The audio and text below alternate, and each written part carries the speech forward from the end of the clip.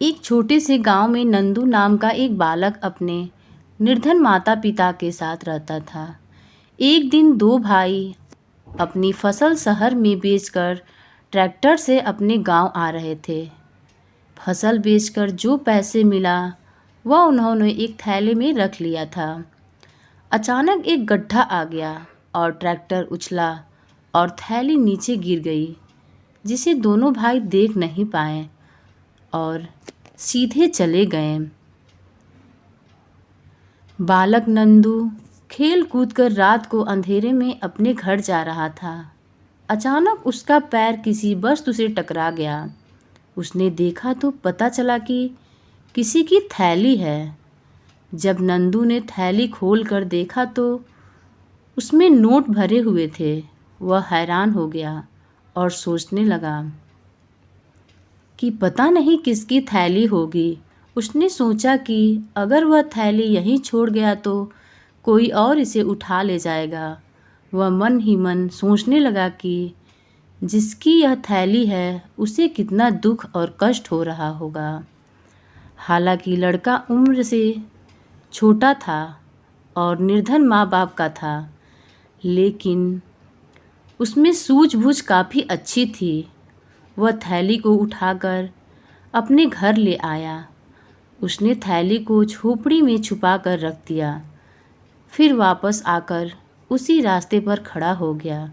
उसने सोचा कि कोई रोता हुआ आएगा तो पहचान बताने पर उसे थैली दे दूंगा। इधर थोड़ी देर बाद दोनों भाई घर पहुँचे तो ट्रैक्टर में थैली नहीं थी।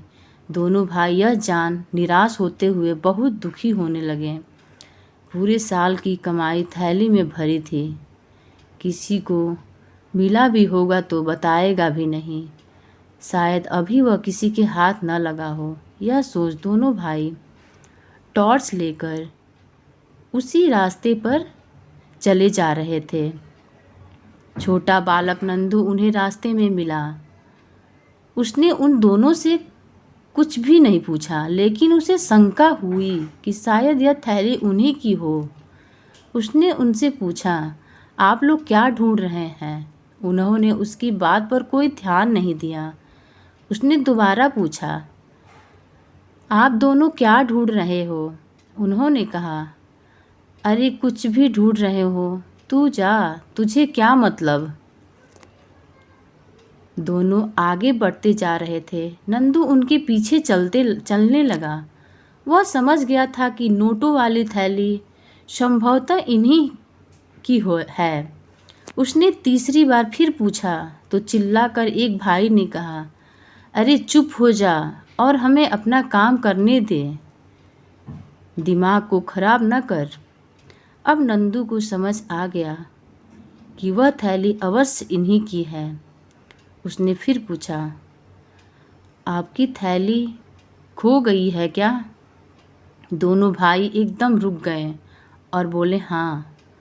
नंदू बोला, पहले थैली की पहचान बताइए। जब उन्होंने पहचान बताई तो बालक उन्हें अपने घर ले गया। टोकरी में रखी थैली उन दोनों भाइयों को सौंप दी। दोनों भाइयों की प्रशंसा का कोई ठिकाना नहीं था। नंदू की ईमानदारी पर दोनों बड़े हैरान थे। उन्होंने इनाम के तौर पर कुछ रुपए देने चाहें, पर नंदू ने मना कर दिया और बोला, यह तो मेरा कर्तव्य था। दूसरे दिन दोनों भाई नंदू के स्कूल पहुंच गए। उन्होंने बालक के अध्यापक को यह पूरी घटना सुनाते हुए कहा, हम सब विद्यार्थियों के सामने उस बालक को धन्यवाद देने आए हैं। अध्यापक के नेत्र से आंसू गिरने लगे। उन्होंने बालक की पीठ थपथपाई और पूछा, बेटा, पैसे से भरे थैले के बारे में अपने माता पिता को क्यों नहीं बताया? नंदू बोला, गुरुजी, मेरे माता पिता निर्धन हैं। रुपए को देखकर उनका मन बदल जाता तो हो सकता है रुपयों को देखकर उसे लौटाने नहीं देते और यह दोनों भाई बहुत निराश हो जाते हैं। यह सोच मैंने उन्हें नहीं बताया। सभी ने नंदू की बड़ी प्रशंसा की। दोनों भाइयों ने उसे कहा, बेटा धन्यवाद, गरीब होकर भी तुमने ईमानदारी को नहीं छोड़ा। दोस्तों, ये आपको स्टोरी कैसी लगी? अगर अच्छी लगी हो तो प्लीज़ मेरे चैनल को सब्सक्राइब करें, लाइक करें, शेयर करें और कमेंट करें।